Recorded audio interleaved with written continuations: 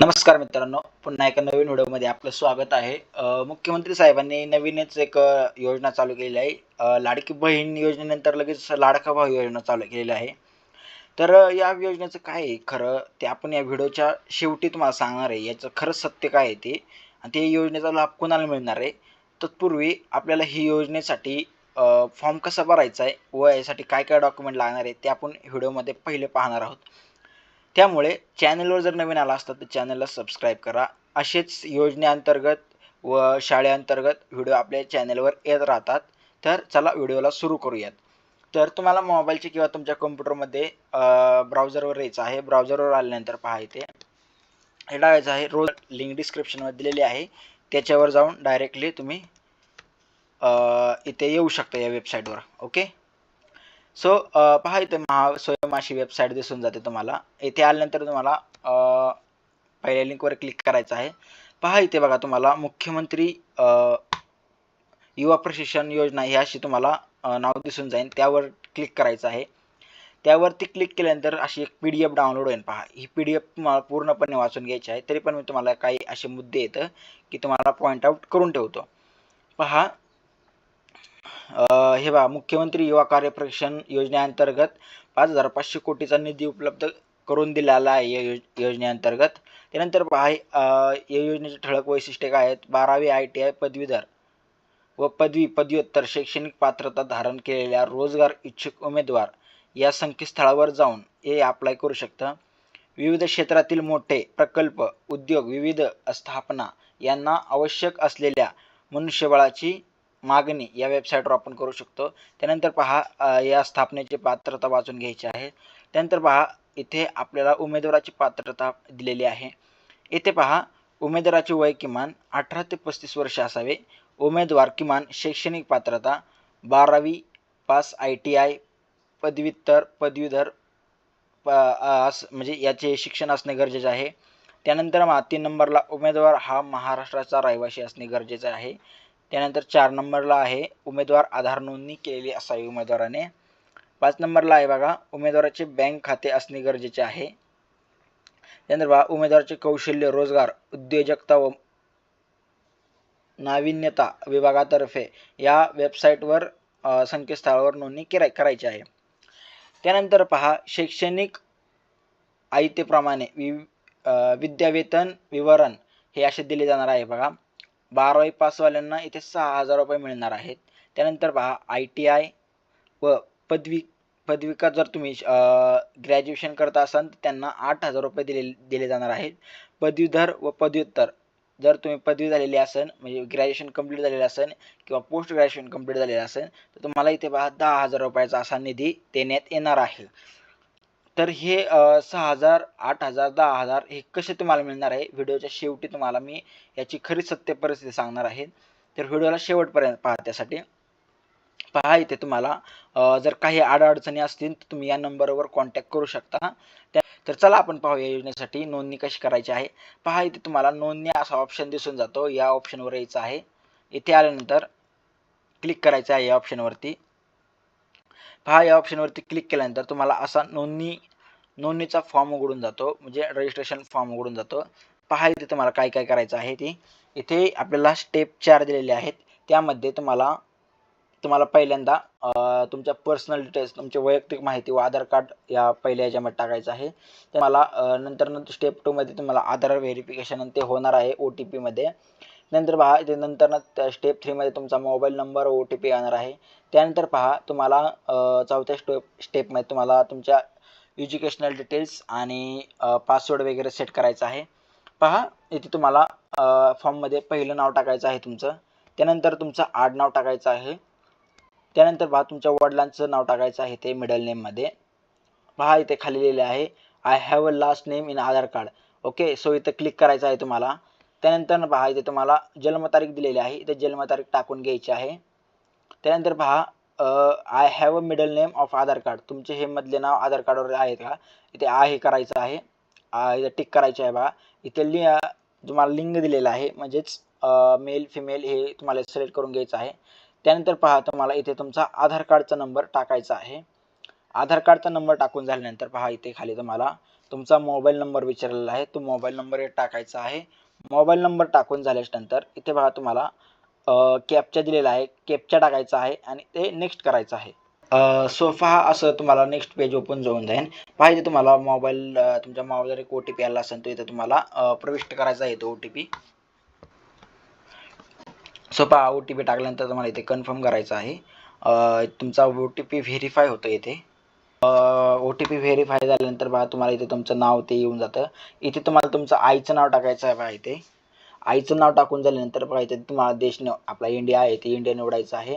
राज्य तुमचं जे काय म्हणजे महाराष्ट्र आहे ते इथे बघा जिल्हा तुमचा तालुका निवडायचा आहे. इथे शहर निवडायचं आहे, तुम्ही कोणत्या शहरात राहता.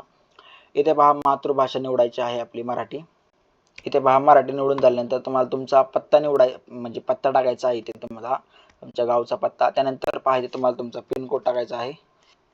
पिनकोड टाकून झाल्यानंतर पहा इथे तुम्हाला राष्ट्रीयत्व व इंडियन ऑलरेडी सिलेक्टेड आहे ते IS राहून द्यायचं आहे. धर्म निवडायचा आहे, जो कोणता धर्म आहे तुमचा तो. त्यानंतर पहा तुम्हाला वैवाहिक स्थिती येते तुम्हाला इथे. तुम्ही वैवाहिक असाल तर मॅरिड करा, अदरवाईज अनमॅरिड करा.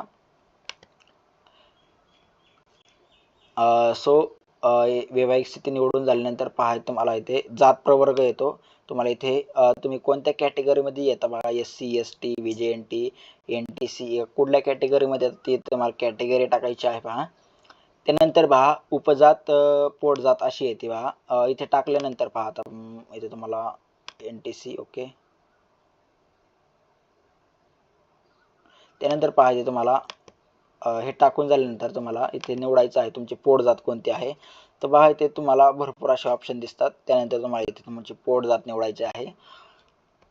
पोटजात निवडून झाल्यानंतर पहा इथे तुम्हाला खाली ऑप्शन दिसतो स्वयंरोजगार करण्यात इच्छुक आहात का, ॲज इट इज राहून द्यायचं आहे.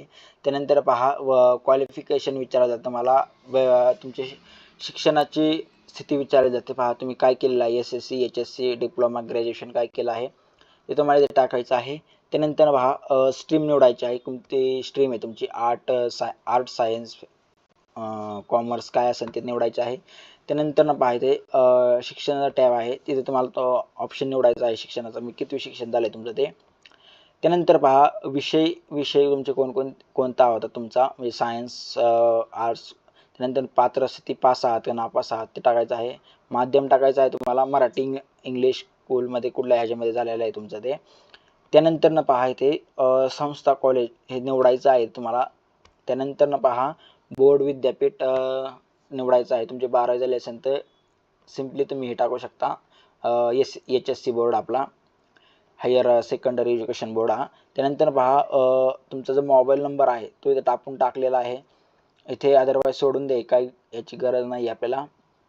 त्यानंतर पहा इथे सेट केलेला पासवर्ड, आपल्याला पासवर्ड सेट करायचा आहे. पासवर्ड अशा स्वरूपात सेट करायचा आहे पहा. समजा तुमचं नाव जर सूरज असेल तर SURAJ कॅपिटल SURAJ, बाकीचे स्मॉल URAJ, त्यानंतर @ मग काय नंबर असेल 1 2 3 अशा पद्धतीने तुम्हाला इथे पासवर्ड निवडायचा आहे. त्यानंतर पहा हाच पासवर्ड पुन्हा इथे खाली टाकायचा आहे आणि तुम्हाला इथे खाते तयार करा असा ऑप्शन दिसून जातो. इथे तुम्हाला खाते तयार करायचं आहे. तर पहा आपण इथे खाते तयार करा या ऑप्शनवरती क्लिक केल्यानंतर पहा तुम्हाला असं काही विंडो ओपन होती. त्यानंतर पहा इथे खाली लिहिलेले after successful registration please log in and add your remaining education qualification. म्हणजे तुमचं जर काही क्वालिफिकेशन डिटेल्स टाकायचे राहिले असतील तर तुम्ही लॉग इन करून टाकू शकता. त्यानंतर बघा सक्सेसफुली आपलं रजिस्ट्रेशन झालेलं आहे. आपण इथे तुम्हाला लॉग इन कसं करायचं ते पाहणार आहोत परत एकदा. पहा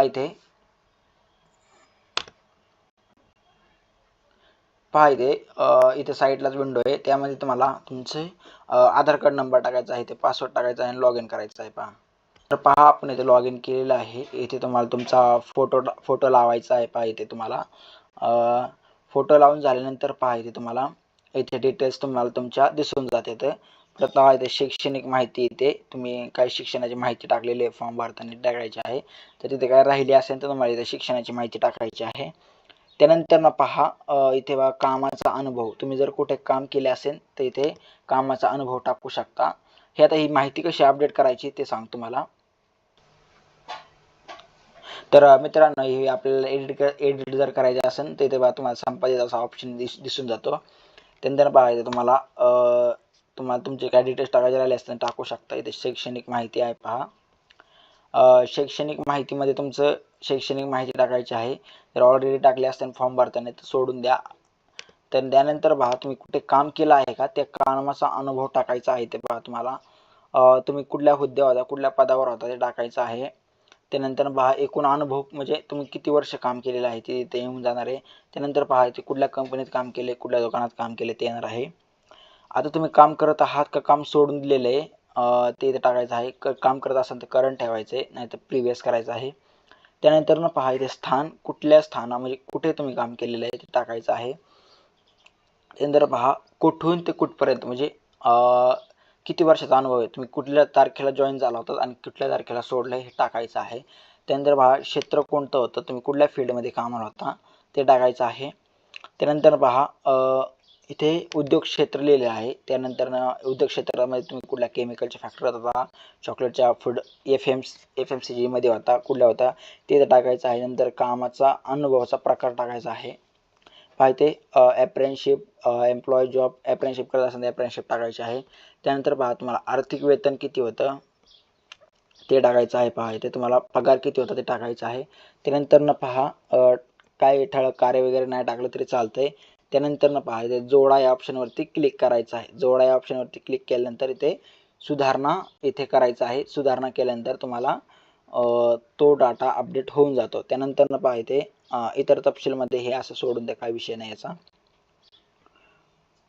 सो तुम्हाला इथे तुमचा प्रोफाईल फोटो लावायचा आहे आणि त्यानंतर न पहा इथे तुम्हाला अपलोड रिझ्यूम, हा रिझ्यूम इथे ब्राउजवर क्लिक करायचा आहे. तुमच्या मोबाईलमध्ये किंवा डेस्कटॉपमध्ये रिझ्यूम असेल तो रिझ्यूम अपलोड करायचा आहे. तुम्हाला इथे तुमचा फोटो अपलोड करायचा आहे. सो अशा प्रकारे आपलं ही माहिती सेव्ह झालेली आहे.